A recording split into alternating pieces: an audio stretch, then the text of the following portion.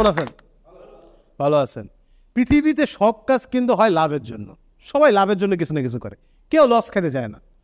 এরকম লস হয়ে যায় মাঝে মাঝে, যেমন ধরেন যে আজকে আপনারা যে এনে আসছেন কিছু না কিছু লাভের জন্য, তো মনটা ভালো হবে, কারো আজকে সময়টা ভালো কাটবে, বাসায় গেলে আপনি ডিপ্রেশন থেকে উঠে যাবেন, এই তো লাভের জন্য।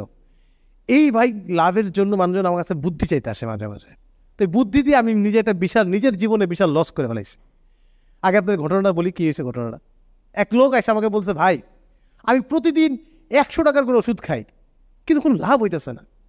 তো আমি চিন্তা করলাম এখানে আবার লাভ লস কিসের। পরে আমি তার একটা বুদ্ধি দিয়ে দিলাম, বললাম দেখেন প্রতিদিন 100 টাকার ওষুধ না খেয়া প্রতিদিন 80 টাকার ওষুধ খান, দেখবেন 20 টাকা করে লাভ। ফাইজলামি করে বুদ্ধিটা দিছি, লোকটা সিরিয়াসলি নিছে। সিরিয়াসলি নিয়ে আসে তো খুশিতে, মনে করেন যে এমন আত্মহারা যে ভাই আপনি কী বুদ্ধি দিলেন, ভাই অনেক ভালো বুদ্ধি দিলেন, প্রতিদিন আমার 20 টাকা করে লাভ হইব, আমি হেভি খুশি। সেই খুশিতে আমার নাম দিয়ে দিছে লাভ গুরু।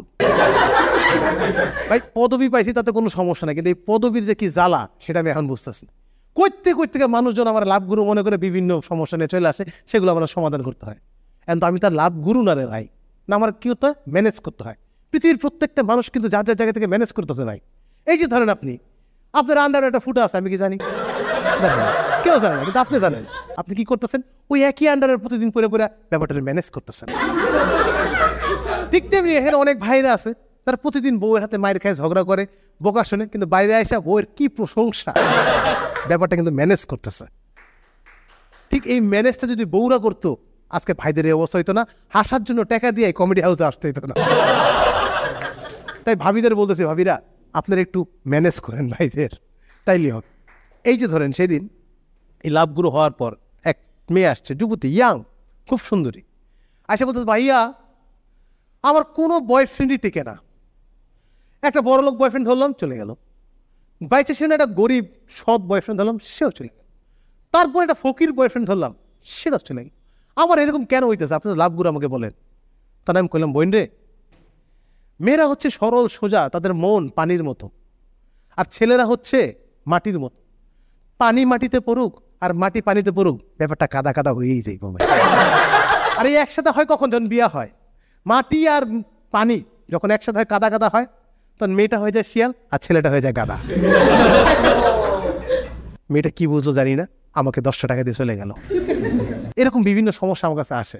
ওই একটা ছেলেও আসছিল, আসে বলতেছে ভাই জীবনে এত মেয়ের পিছনে ঘুরলাম, কোনো মেয়ে আমার তো পাত্তা দেয় না, উল্টা ধোলাই করে ছেড়ে দিছে। এটা বোঝার জন্য তোর আমার কাছে চাইতে হয়। তো একটা ওয়াশিং মেশিনের দিকে আধা ঘন্টা তাকায় থাকলে তো বুঝবি। ওয়াশিং মেশিনের দিকে তাকায় থাকলে বুঝবো মানে? আমাকে আয় তোরে, ওরে নিয়ে গেলাম একটা ওয়াশিং মেশিনের দোকানে, নিয়ে গিয়ে একটা কাপড় দিয়া ওয়াশিং মেশিন চালাই দিলাম। ভিতরে কাপড়টা ঘুরতেছে, বাইরে থেকে দেখা যাইতেছে। আমি কি দেখতেছস? কাপড়টা ঘুরতেছে। দেখতে কেমন লাগতেছে? দেখতে তো ভালোই লাগতেছে।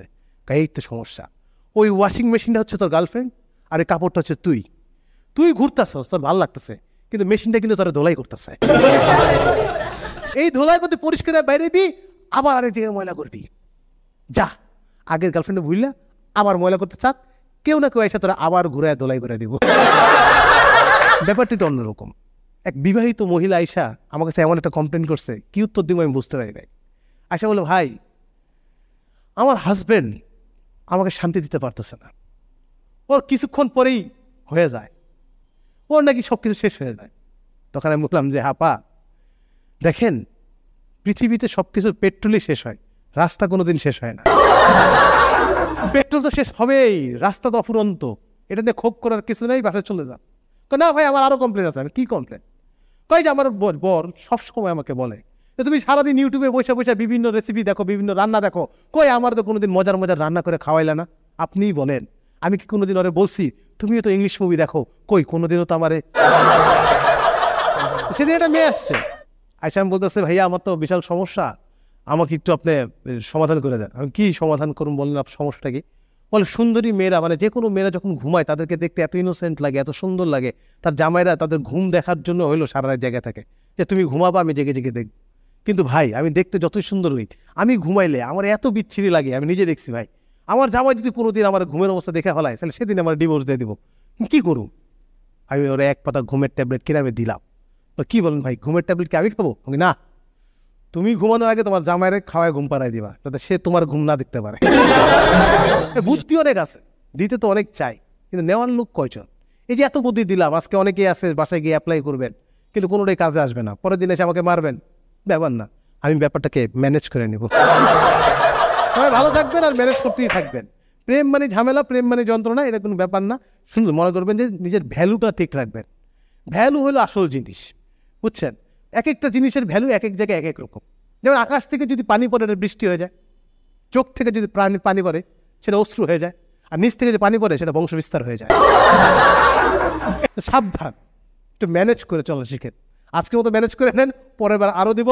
কমেডি হাউসের সাথে থাকবেন। Thank you so very much.